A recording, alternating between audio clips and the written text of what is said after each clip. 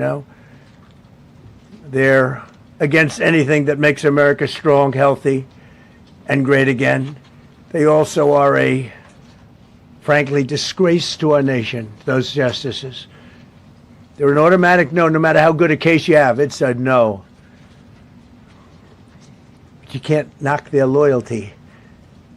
It's one thing you can do with some of our people. Others think they're being politically correct, which has happened before far too often with certain members of this court, and it's happened so often with this court. What a shame. Having to do with voting in particular, when in fact they're just being fools and lapdogs for the RHINOS and the radical left Democrats, and not that this should have anything at all to do with it. They're very unpatriotic and disloyal to our Constitution.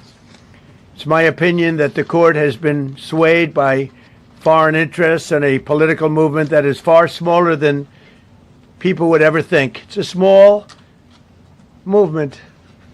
I won by millions of votes. We won in a landslide. With all the cheating that went on, there was a lot of it, but we still won in a landslide. Too big to rig. But these people are obnoxious, ignorant, and loud. They're very loud, and I think certain justices are afraid of that. They don't want to do the right thing. They're afraid of it. This was an important case to me, more as a symbol of economic national security, and also, I would say, just for our country itself, so important, because we're doing so well as a country. We've never done so well.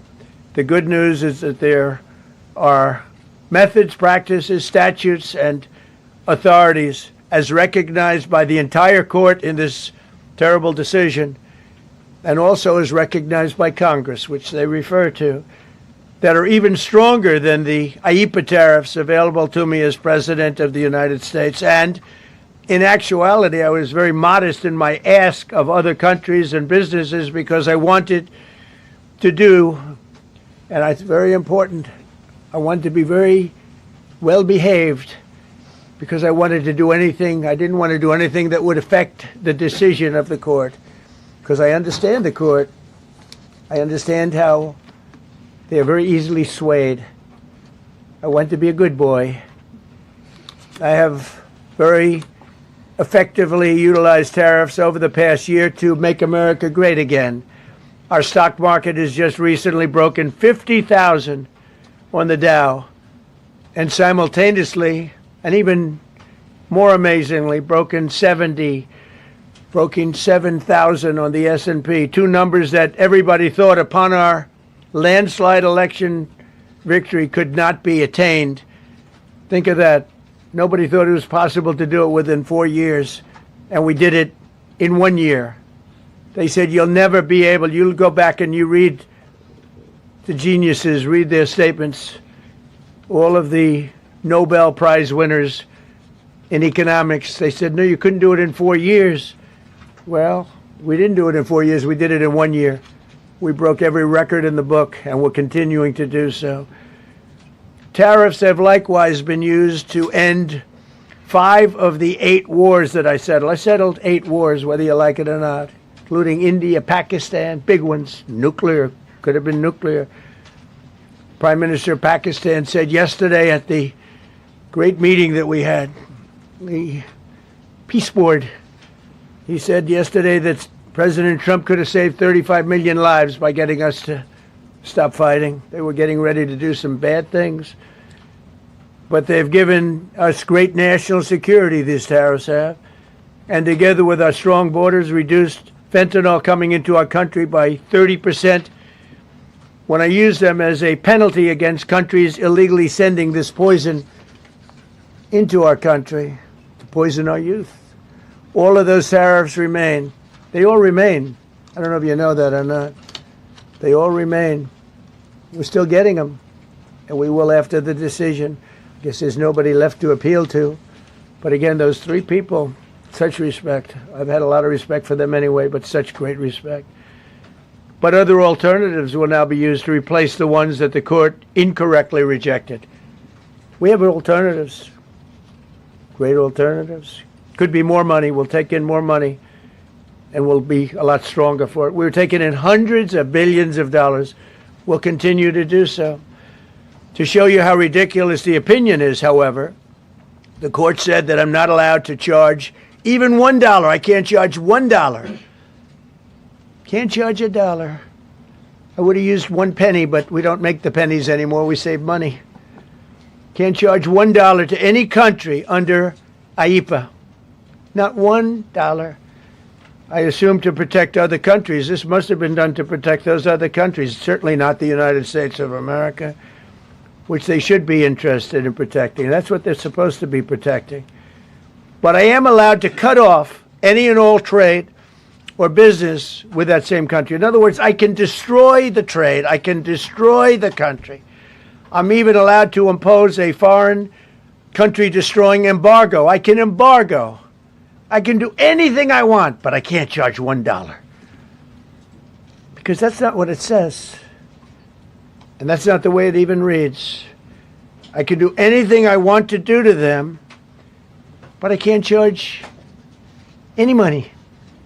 So I'm allowed to destroy the country, but I can't charge them a little fee. I could give them a little 2-cent fee, but I cannot charge under any circumstances. I cannot charge them anything. Think of that. How ridiculous is that? I'm allowed to embargo them.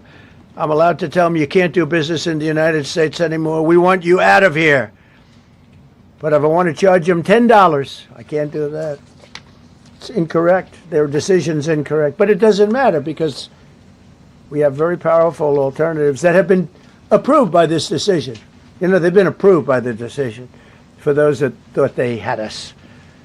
And they're saying that I have the absolute right to license, but not the right to charge a license fee. So think of that. I have the right to license, which is a very powerful word. In many ways, license is more powerful than tariffs. In fact, I was thinking about using it. But they came up with the idea that I can license, just like the people that were opposing me told them to do, but not the right to charge a license fee. Think of that. Who ever heard of such a thing? What license has ever been issued without the right to charge a fee? You get a license, you charge a fee. It's automatic, but not with this court.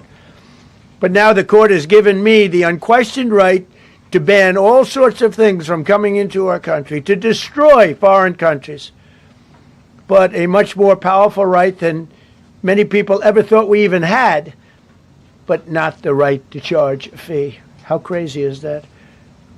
Our country is the hottest country anywhere in the world right now, and it was a dead country 1.5 years ago under an incompetent president.